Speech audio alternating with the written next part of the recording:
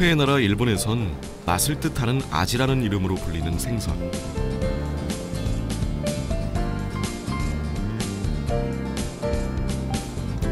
참치 뱃살도 울고 갈 정도로 깊은 풍미를 간직한 정갱이는 일본에선 초밥의 재료로 둘째 가라면 서러울 만큼 대중적인 사랑을 받고 있습니다.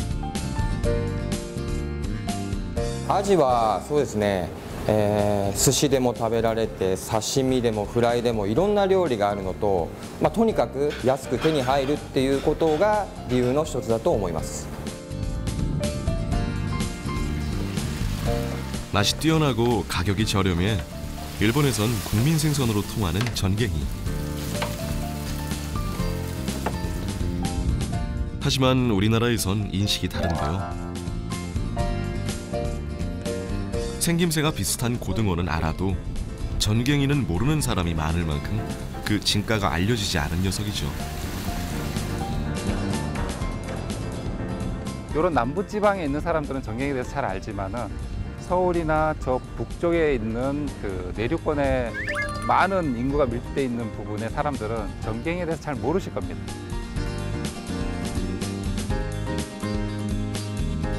전갱이 연구를 위해 연근해를 누비는 국립수산과학원 김희용 박사와 함께 등푸른 생선계의 숨은 강자, 전갱이의 모든 것을 파헤쳐봅니다.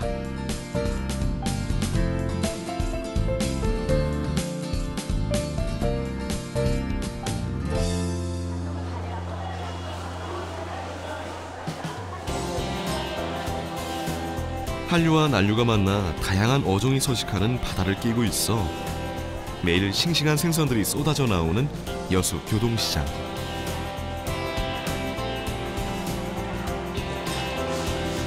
제작진은 여수의 전갱이 사정은 어떤지 직접 확인해 보기로 했습니다.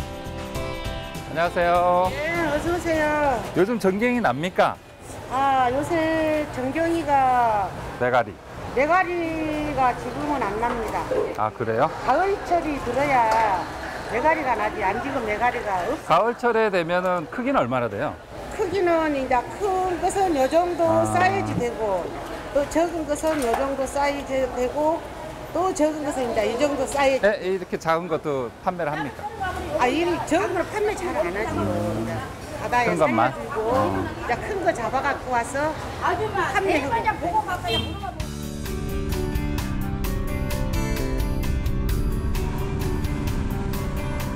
흔히 여름 전갱이라 불릴 만큼 무더위가 기승을 부리는 7월부터 8월까지가 제철이지만 이거 어찌된 일인지 여수 지역에선 전갱이 얼굴 한 번 보기가 쉽지 않은 상황.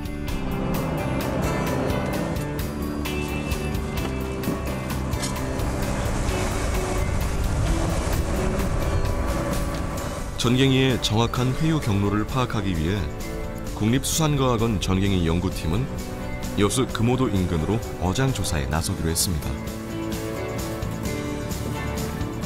요즘 같은 경우는 봄철부터는 보통 이제 보이는 전갱이가 주로 이제 겨울철이나 초봄에 태어났던 전갱이들이 여수 연안까지 와서 가입되는 시기이기 때문에 언제 어느 시기에 어떤 환경에 의해서 이제 가입되는 것을 보기 위해서 조사를 하고 있습니다.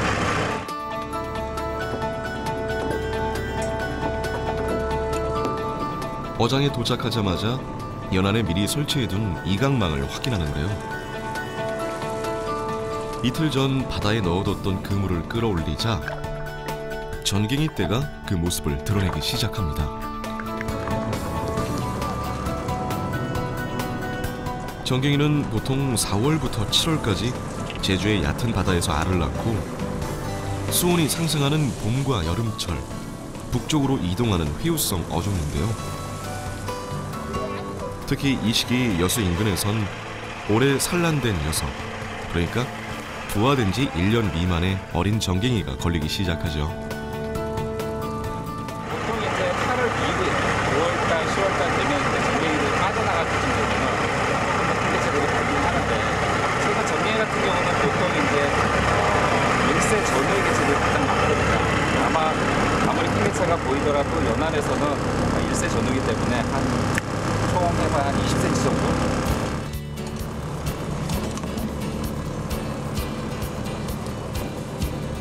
바다에서 녀석들이 올라오면 전갱이 연구팀은 금세 분주해지기 시작합니다.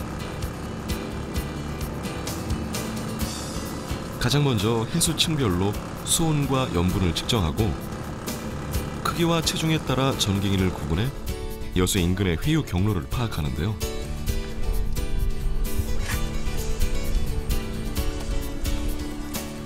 같은 전갱이라 하더라도 어떤 위치에서 성숙체가 잡히고 미성숙체가 잡히는지 등을 종합적으로 분석하는 거죠.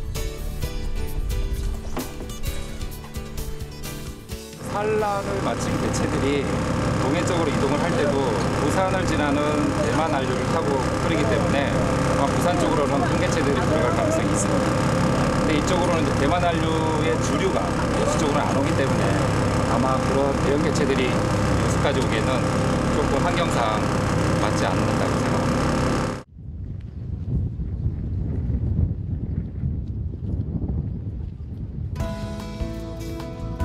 전갱이의 대표적인 산란지로 꼽히는 제주 앞바다에선 봄부터 가을까지 녀석들이 그 모습을 드러냅니다.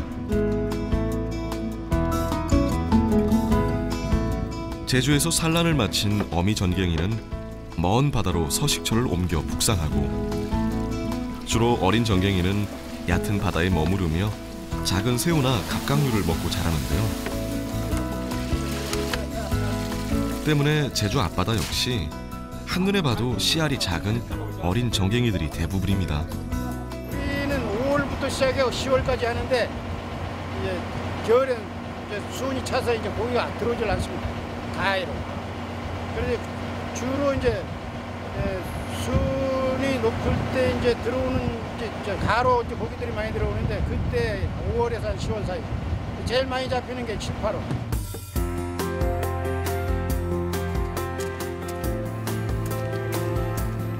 제주나 여수와 달리 여름철 씨알 굵은 전갱이를 만날 수 있는 부산 앞바다. 바로 산란을 마친 전갱이들이 부산이나 거제 인근으로 해류를 타고 때를 지어 이동하기 때문이죠. 해바다 이철 되면은 수온이 따뜻해지면은 전갱이들이 물이 져가지고 이쪽으로 들어와요. 아, 여기가 얼마나 나가나요? 저희가 그 배 출항해가지고 한 3, 4km?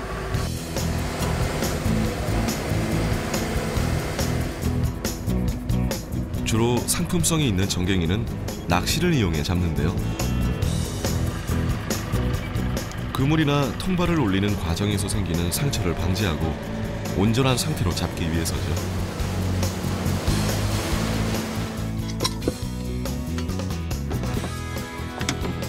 전갱이가 잡히는 자리, 즉 포인트에 도착하면 얼린 새우 덩어리를 밑밥 통에 넣어 전갱이 떼를 유인합니다. 여기 지금 덩어리가 그 크릴 새우 새끼 크릴 덩어리예요. 새우 새끼 덩어리 말이에요. 그러면 이게 어느 정도 위치에 고정이 되면은 녹으면서 살 풀려가지고 흘러나가면은 이제 집어를 고기들을 불러 모으는 거예요.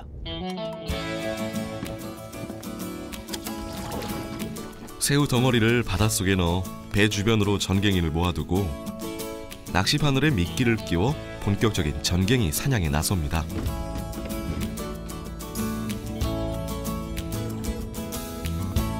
군집성이 강해 무리를 지어 활동하는 습성이 있어 한 번 낚을 때 여러 마리씩 잡히는 게 전갱이 낚시의 특징.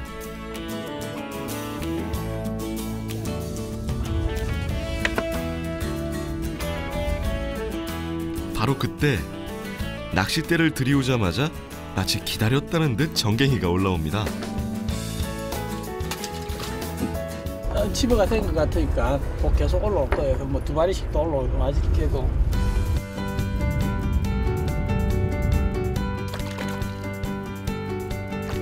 와, 한 마리가 잡히기 시작하니 계속 고개를 내미는 전갱이.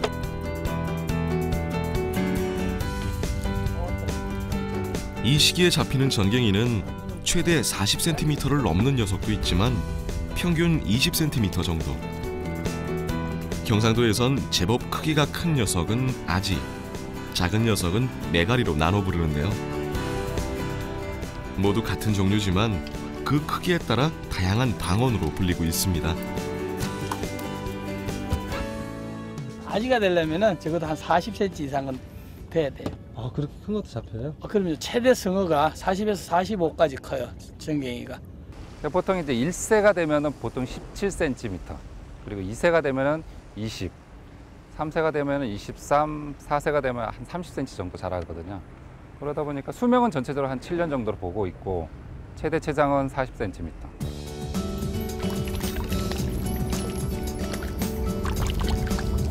소위 꾼이라 불리는 강태공들 사이에선 40cm가 넘는 일명 슈퍼 전갱이는 감성 동과도 안 바꾼다는 말이 있을 정도.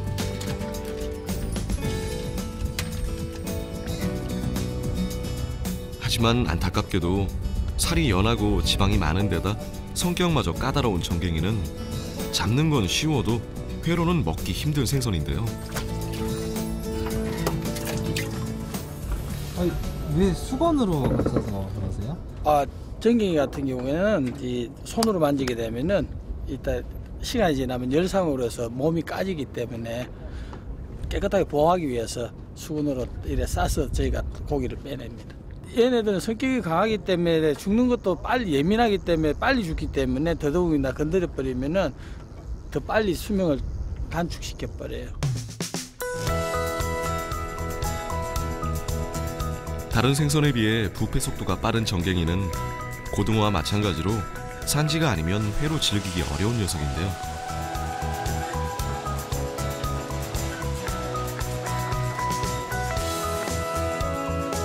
심지어 회로 먹을 수 있는 것만으로도 호사라는 말이 전해질 정도.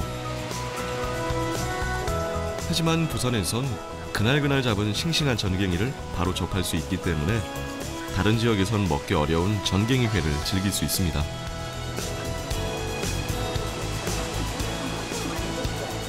사는 상태가 돼야지만이 지금 음식이 가능한 거거든요. 그래서 제가 그거를 갖다 한 10여 년 걸쳐 가지고 저희 집에서는 제가 한 3일 정도는 저희가 살릴 수 있어요. 고소한 살점부터 풍부한 식감까지 평소 쉽게 접할 수 없어 더 귀한 게 바로 전갱이 회인 거죠.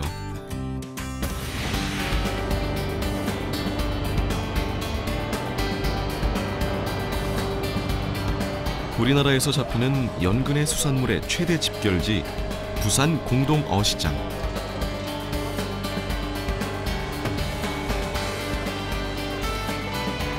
부산, 거제, 제주 등 국내에서 잡히는 전갱이의 약 90% 정도가 거래되는 곳이기도 합니다.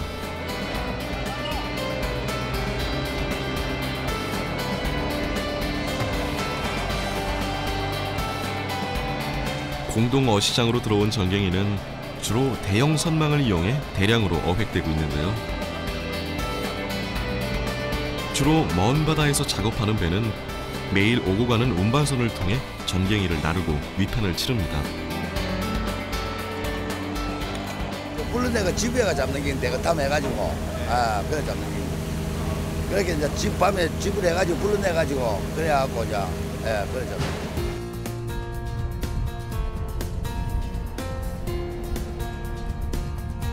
전갱이는 한 척의 본선과 불을 밝히는 두 척의 등선, 그리고 전갱이를 나르는 운반선이 한 통을 이뤄 잡아 올리는데요. 쉽게 말해 세 척의 어선이 바다의 삼각형 모양으로 그물을 가라앉혀 녀석들을 건져 올리는 방식입니다. 고등어와 조업 장소는 물론이고 같은 방식으로 조업이 이루어지죠.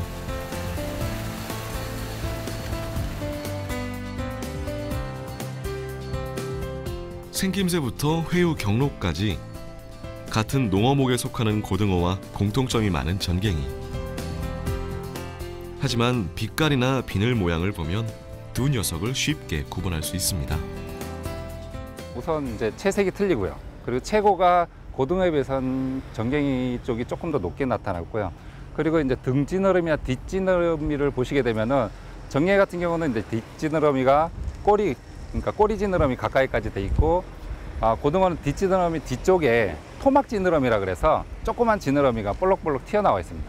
또 하나는 정갱이 같은 경우는 이제 측선 주변의 끄트머리에 모비늘이라고 그 고등어과 어류랑은 구별되는 특징을 가지고 있죠.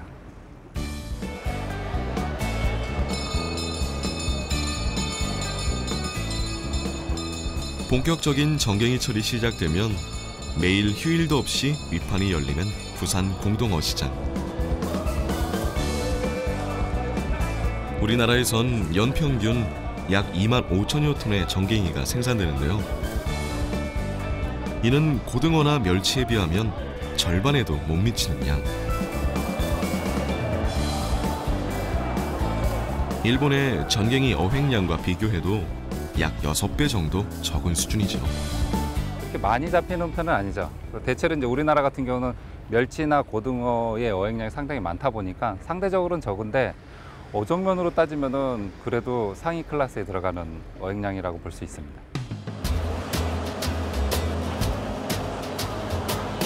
국내 수요가 많지 않다 보니 고등어와 멸치에 비해 어획량이 적은 건 당연지사. 때문에 국내로 유통되기도 하지만 주로 상품성이 좋은 녀석들은 잡히는 족족 일본으로 수출되고 있는데요.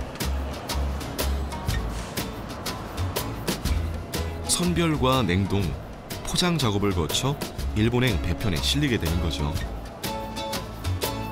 왜냐하면 고등어는 이제 가공이라든가 손질하기 편하고 이제 이 메가리 같은 경우는 이제 가공이라든가 손질하기가 좀 어렵고 손이 많이 가기 때문에 일본에서는 이제 이거를 가공을 잘합니다. 이거 이게 메가리에 대해서 이제 인식이 일본 사람들은 너무 좋기 때문에 일본 사람들이 전량 수입을 해갑니다.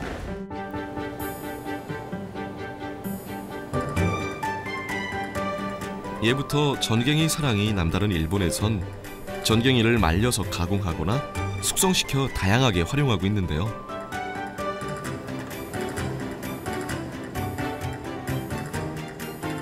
기름기가 많아 구이용으로도 인기가 좋지만 비린 맛이 좋고 맛이 부드러운 전갱이는 일본에서 초밥의 재료로 첫손에 꼽힙니다. とにかく安く手に入り、そして寿司で食べたらもう柔らかくてとても美味しく食べられる、そういったものができた、それが理由だと思います。日本語では味という言葉は味増しですね。味という言葉があります。それがすごく美味しかったので味と名付けられました。 바다 건너 일본에선 대중적인 생선이지만 우리나라에선 고등어의 인기에 밀려 제대로 된 대접 한번 받지 못했던 전갱이. 하지만 최근 그 맛과 영양이 알려지면서 국내에서도 전갱이를 활용한 다양한 음식이 개발되고 있습니다. 회는 물론 물회, 회덮밥까지 어떤 방법으로도 즐길 수 있는 여름 별미 전갱이. 입에서 사르르 녹는 부드러운 식감은 물론 성인병 예방에 좋은 불포화 지방산, 그리고 칼슘의 흡수를 높여주는 비타민 D가 풍부해 건강까지 챙겨주는 기특한 녀석이죠.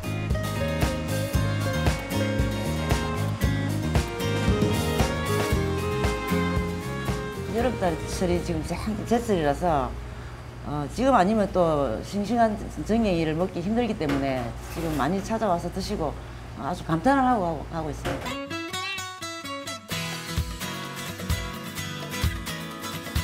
알고 보면 맛과 영양, 어느 것 하나 빠지지 않는 생선 전갱이.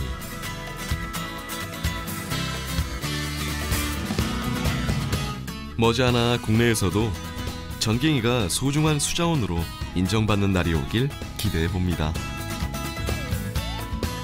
양적으로 보면 아직까지 전갱이는 우리가 현재 잡고 있는 2, 3만 톤 이상 잡을 수 있는 어종이거든요. 약간의 한국인의 기여도의 변화만 있다면은 업 쪽에서도 보다 많은 어획량을 올릴 수 있지 않을까 생각을 하고, 보다 이용할 수 있는 어족 자원이라면은 더 이용할 수 있는 게 좋지 않을까 생각을 하고 있습니다.